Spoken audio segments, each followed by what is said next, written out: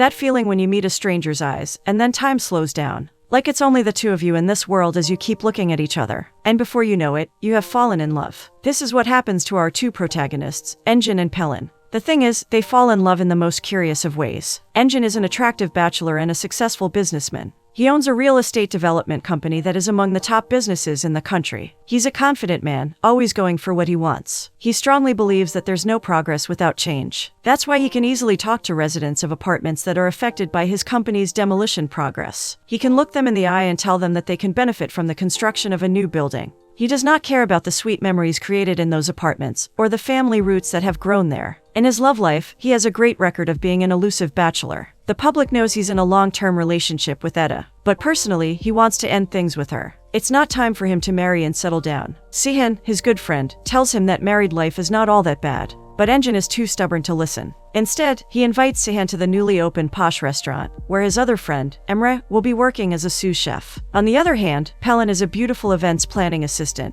and is good friends with Merv. Pelin doesn't plan on marrying soon, but her friend is eager to do so. It has come to a point where Merv gets excited when she receives flowers from a stranger. Merv says her biological clock is ticking. She's not getting younger. Pelin argues that 24 hours in a day doesn't seem to be enough to find true love. 8 hours of work, plus 8 hours of sleep, plus 4 hours of traveling to and from work, is already 20 hours. The remaining 4 hours will be spent on makeup and skincare routines, leaving only 2 minutes and 41 seconds of eye contact, talking, and falling in love. Pelin convinces Merv that focusing on her career will be a better option, and will cause men to line up for her. However, Pelin's own career is not that great. She doesn't get along with their boss, as evident from how they are different when it comes to fulfilling their customers' demands. She's thinking about quitting, but her bills and dreams prevent her from doing so. To take her friend's mind off the rocky atmosphere at work, and to focus on finding her true love, Merv invites Pelin to the newly opened posh place in the area. That night, they dress up and mingle with socialites. They end up standing by the bar, where two old men are ogling them. Feeling uncomfortable with the unwanted attention, Pelin and Merv walk away. But the men are persistent. With no choice, they enter the kitchen. At the other end of the restaurant, Engin entertains his friends. As part of this, and to support his friend Emre, he goes to the kitchen to cook for them. Although Engin doesn't own the restaurant, he is allowed to cook a dish there, courtesy of Emre. He has distant plans of owning a restaurant himself, with Emre as his head chef. But it's not yet part of his immediate plans. Emre informs him there's a good place he can consider, if they will push through with it. Suddenly Pelin and Merv burst into the kitchen right in front of them.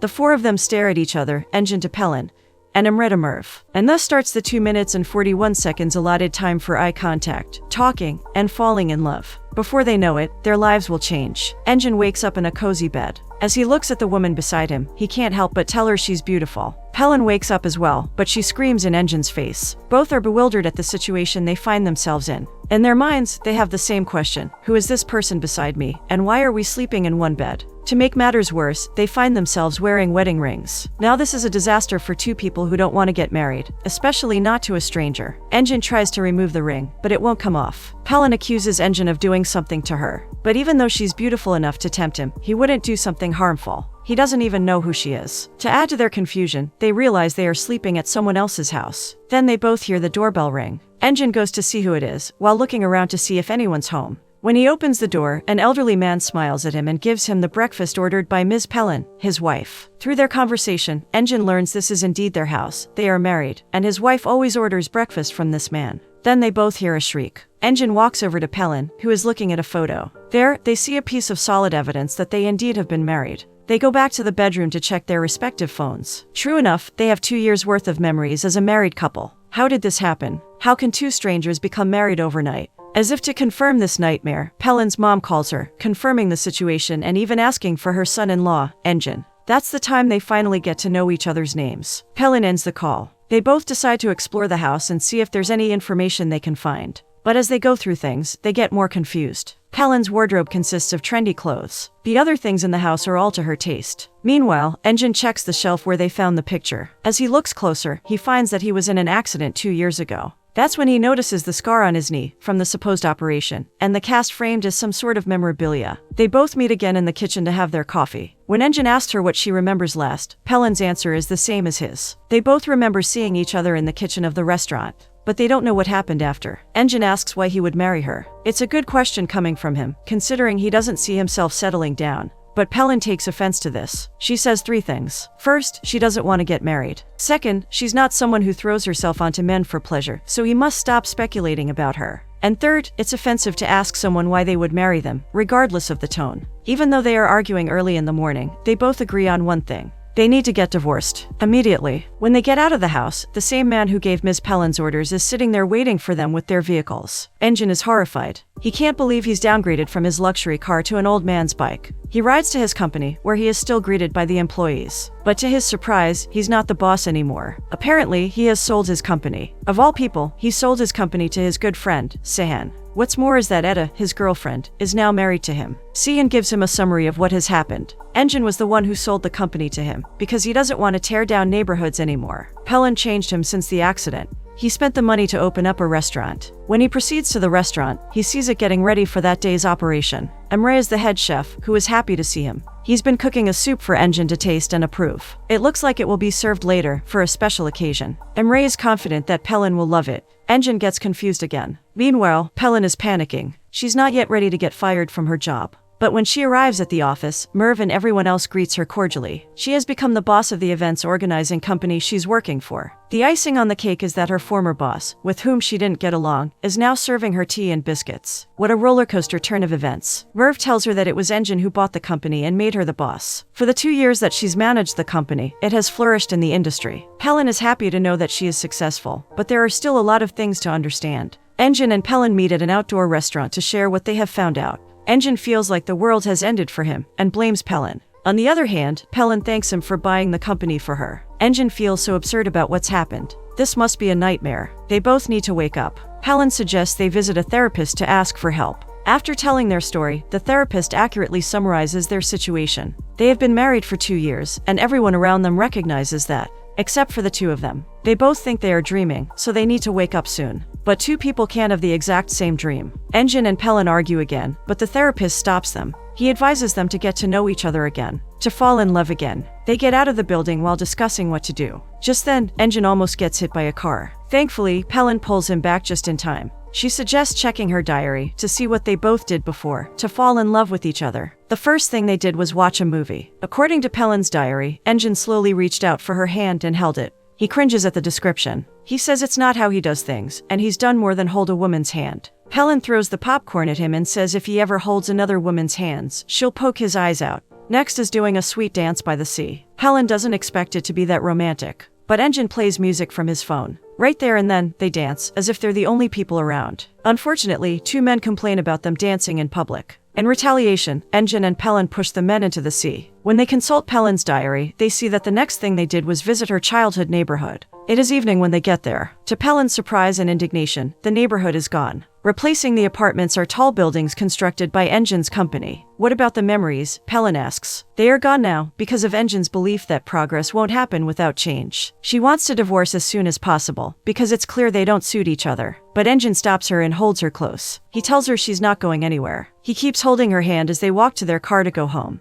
They are still getting used to the idea that they both reside in the same house when Pelin hears a noise. Then they get surprised by Pelin's family and Engin's friends. It turns out it is their wedding anniversary. They just go along with the party, even though they have no idea what's going on. When they go to the kitchen to get some dishes, Pelin asks for Engin's family. He says his father hasn't been talking to him, not since his mother passed. He doesn't feel comfortable talking about it. After dinner, they gather around the living room to recall some memories from the couple's wedding. Pelin's parents, just like any other parents, are already asking for grandchildren. The couple tries their best to hide their horror at this prospect. Then the mother recalls Engin's proposal to her daughter. She recalls a sweet poem and wishes to hear it. Engin makes an excuse that it's private, but the mother insists. He doesn't know how to recall something he didn't even make in the first place, but he gives it a try. Pelin's father laughs it off. Thankfully, the doorbell rings, saving Engin from further embarrassment. But it turns out it's his dad, who's come to the party. To add more to his surprise, his father is amiable to him. He can't help but hug his father tight. He misses him so much, and is grateful to see him again.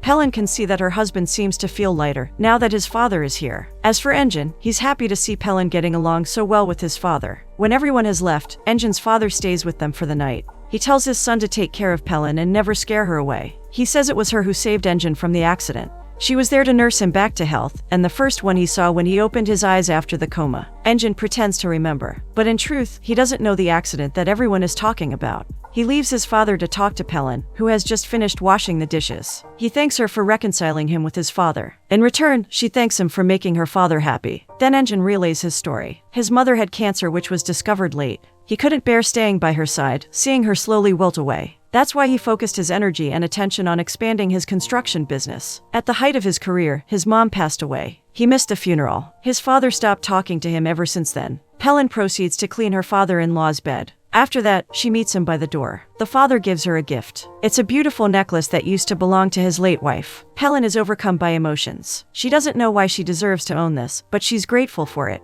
As the night ends, the two of them prepare to sleep. Although they want to wake up from this dream, they are starting to get curious about each other. They even try to peek through mirrors when they are changing into their pajamas. Not bad. Perhaps they can meet each other in real life once they wake up. But fate is not yet done with them. As the clock shows 2:41, time turns again, to shift them into another phase of married life. When they wake up, they are still together in bed. But this time, Pelin is pregnant. Her belly is swelling and perfectly round. She couldn't have become pregnant overnight, so it must be another time jump in their dream. They check their house. It's apparent that they are preparing and expecting the third member of their family. They decide to visit the therapist again. But first, Pelin wants to eat sour plums, which are out of season. When they get there, the therapist patiently listens to them. Bless him for dealing with all these weird accounts from his patients. He tells them that they must be fearful of becoming parents. Giving birth could be a way for both of them to wake up. As they walk out of the building, Pelin almost gets hit by a speeding car. Thankfully, Engin pulls her back. They proceed to the restaurant where they first discuss their situation.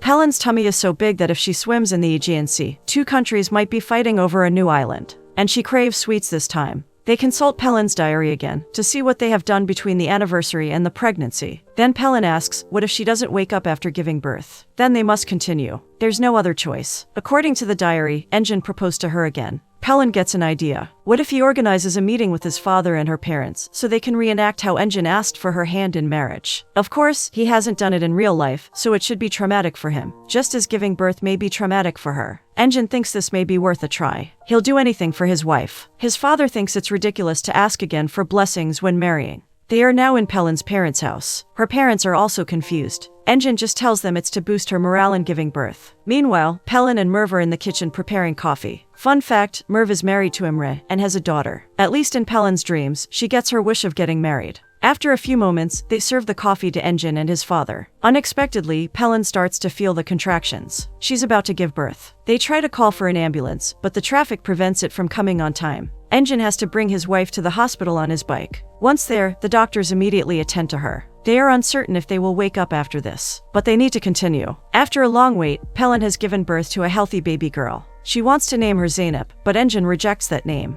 They would have argued further if the nurse had not come to remind them the wife needs to rest. So Pelin sleeps on the hospital bed, while Engin sleeps on the chair outside her room. When they wake up the next day, they realize they have had another time jump. They go down to check on their daughter. She has grown a lot since then, and she's named Zeynep, after all. They wake her up, elated to see their daughter happy. She calls Engin Baba, and she calls Pelin Eni. It's just a dream, but their happiness is immeasurable when they hear their daughter calling them father and mother. Zeynep looks for her rabbit teddy bear, so Engin goes to a store and buys it for her. But the couple realizes something. If they keep on doing time jumps, then they'll grow old and soon pass away. They won't know if they will ever wake up from this dream. It's scary to think how life can pass by in just a blink of an eye, even inside their dream. Pelin suggests they should enjoy this one day. If they wake up the next day, then good for them. But if they don't, and have another time jump, then at least they have enjoyed this short time. So the small family goes to a farm and has a picnic. They allow Zeynep to ride a horse, then the three of them ride a boat. They also visit Engin's father. The grandfather is happy to have his granddaughter around. As the couple looks at them, they realize they're lucky to have this blissful dream.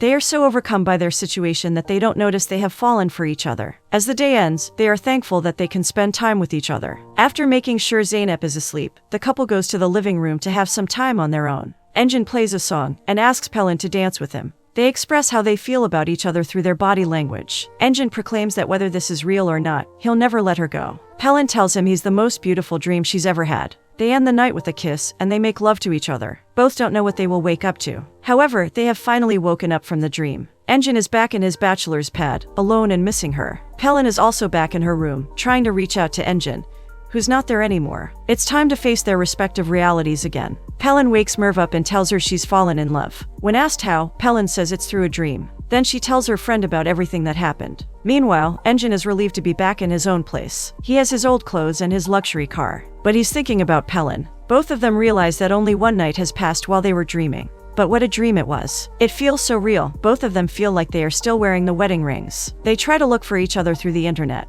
Thankfully for Pelin, Engin is famous enough to have his name spread throughout blogs about socialites. But for Engin, he doesn't know where to find Pelin. They try to go on through their normal routine, but the feelings of the dream linger too strongly upon them. Pelin finally quits her job, after standing up to her insufferable boss. Merv supports her and tells her to find Engin. Pelin does find him, entering his company's building. But what will she say to him? That they had a family in her dreams. She thinks Engin might think her crazy. But what she doesn't know is that Engin is looking for her as well. Through the dream, Pelin's influence on him has become evident. He tells his secretary to cancel all the demolition operations in the neighborhood shown at the start of the movie. He realizes that memories and families are much more important than the progress he aims for. He also tells her to cancel all his schedules for the day, then to call Sihan. He formally passes the ownership of the company to his friend. Naturally, Sihan is bewildered about this. He wants to know who this Pelin is that his friend has fallen for. Throughout the day, the two of them return to the places they went in their dreams. They even see the two men they pushed into the sea. But they keep missing each other. Engin decides to visit his father. He understands it was he who first approached his father. That's why they were on good terms in his dream.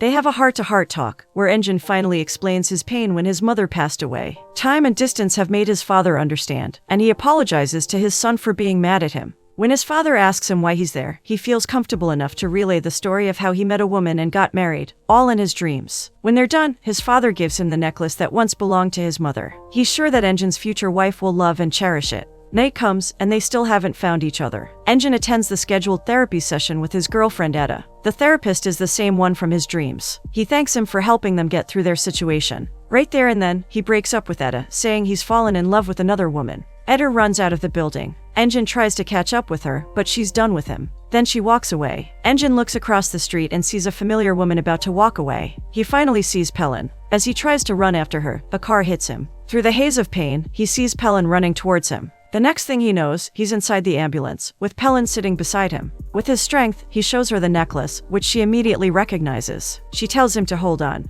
They have their whole life ahead of them, and their story is just about to begin. Thankfully, Engin makes a full recovery. In no time, the two get married. They already know what lies ahead. But what's important is that it's the couple who have the power to make their dream become a reality.